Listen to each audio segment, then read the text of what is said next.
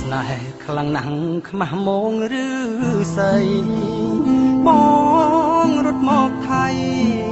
ពេលស្រីអោបទ្រូងអ្នកសេធ្លាប់ឮចំរៀងពេលនេះរឿងខ្ញុំមែនតែនកាលមុនធ្លាប់និយាយលេងដល់ជួបមែនតែនគ្មានពាក្យវាចាបងជាអ្នកក្រកាលិបមិនដល់ស្រូវមិនបានផលនេះមូលផ្លាំងបដូរចិនដាបងខ្មាស់គេពេកពីមុនយើងជាសង្សារចាងស្រុកទាំងទ្រូងពើផ្សារនឹកតជីវ៉ាទឹកនេត្រាហូ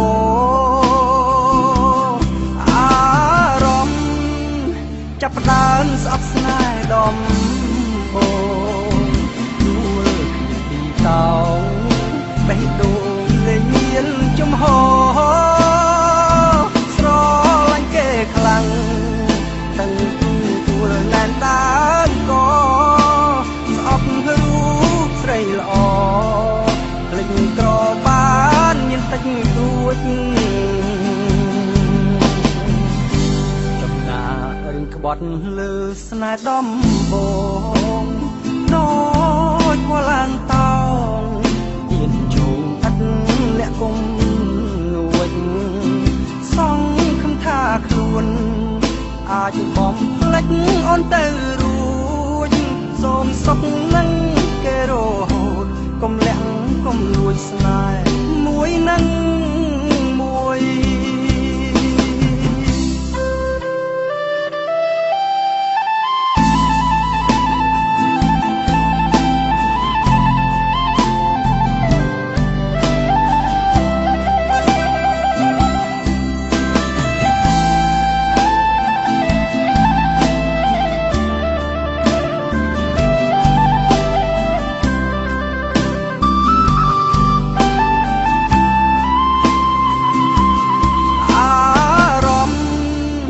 ចាប់ផ្ដើមស្អប់ស្នេហ៍ដំ